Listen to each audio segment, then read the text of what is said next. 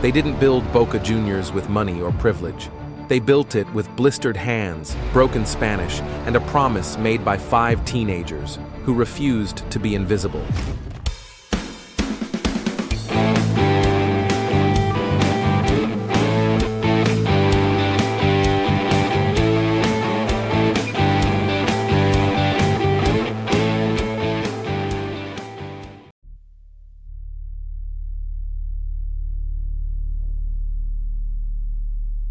At the edge of Buenos Aires, the city thinned into mud, iron, and water. La Boca was never meant to last. The Riachuelo River smelled of fuel and decay. The docks never slept. Chains rattled. Steam hissed. Men shouted in dialects not yet Argentinian. This neighborhood was stitched together by displacement, mostly Genoese Italians, who crossed an ocean and landed at the bottom of a new world. They lived packed together in conventillos, shared houses of wood and tin. Families piled in, surrounded by noise and desperation. The walls were thin, privacy didn't exist, but the community did. Music spilled from windows, arguments turned to laughter, hunger sharpened bonds. Football grew in the narrow streets between warehouses and taverns. The ball was often made of rags, goals were coats or crates. Matches stopped for passing carts or sudden fights. For a few hours, everyone was equal. No accent mattered, no papers mattered, only skill, courage, and pride. On April 3rd, 1905, 5 sons of immigrants sat together on a simple park bench in Plaza Solis. Esteban Baglietto, Alfredo Scarpati, Santiago Sana, Teodoro Farenga, Juan Antonio Farenga. None of them is older than 20. None of them is wealthy. All of them are obsessed with football. They didn't talk about trophies or legacies. They talked about representation, about having their club. A club that would belong to La Boca, not the city elites who already dominated Argentine football. They named it Boca Juniors, not because it sounded grand, but because it said exactly where they were from. Those early years, before structure, before fame, were chaos. Boca had no permanent pitch. Training was wherever space could be found.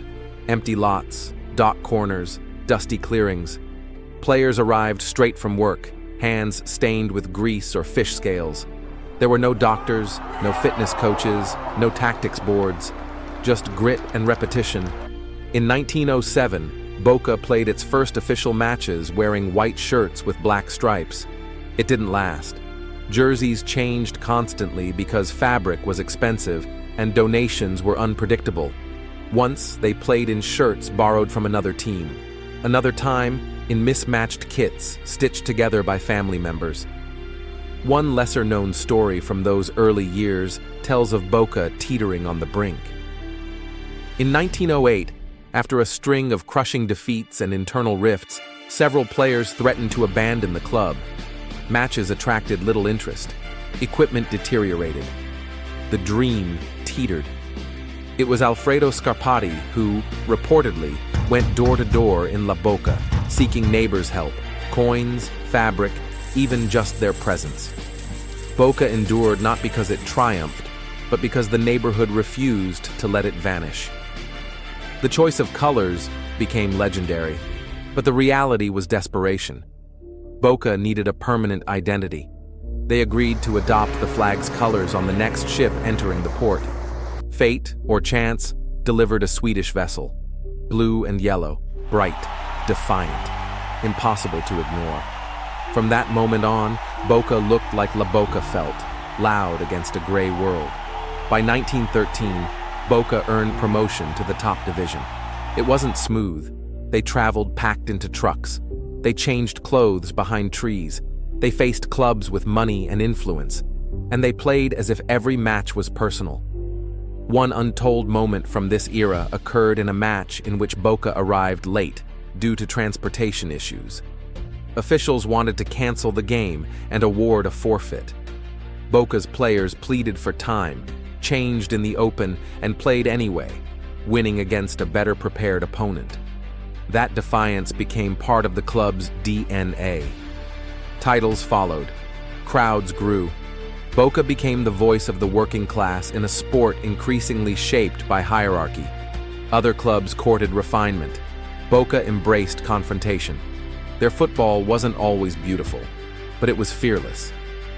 In 1925, Boca toured Europe, which was nearly unheard of for an Argentine club. They weren't expected to impress.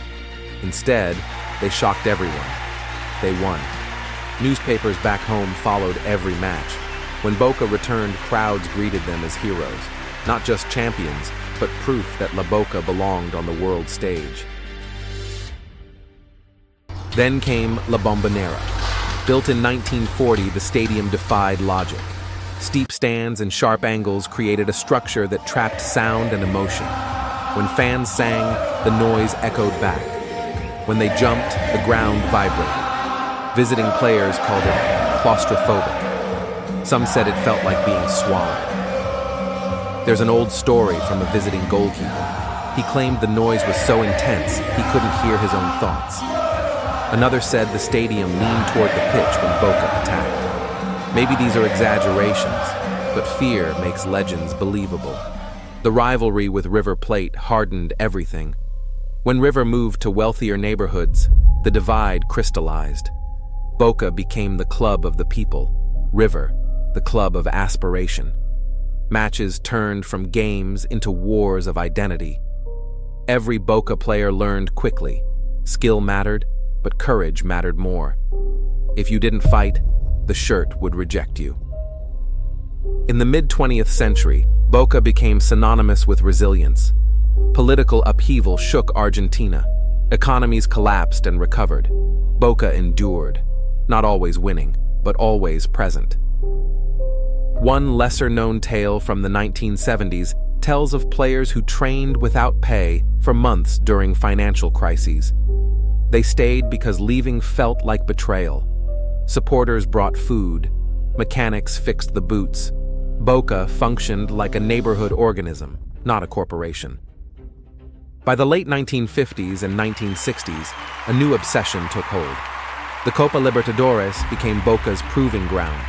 Nights filled with smoke, drums, and raw emotion. Boca learned to suffer, to defend with teeth clenched, to win ugly. And when they faced Europe's elite on neutral grounds, they carried the noise of La Bombonera with them. A boy from Villa Fiorito once said, playing for Boca felt like playing for his people. When he wore the blue and yellow, it wasn't just football. It was revenge against poverty, against exclusion, against forgetting where you came from. Those years turned matches into mythology. But Boca never escaped pain.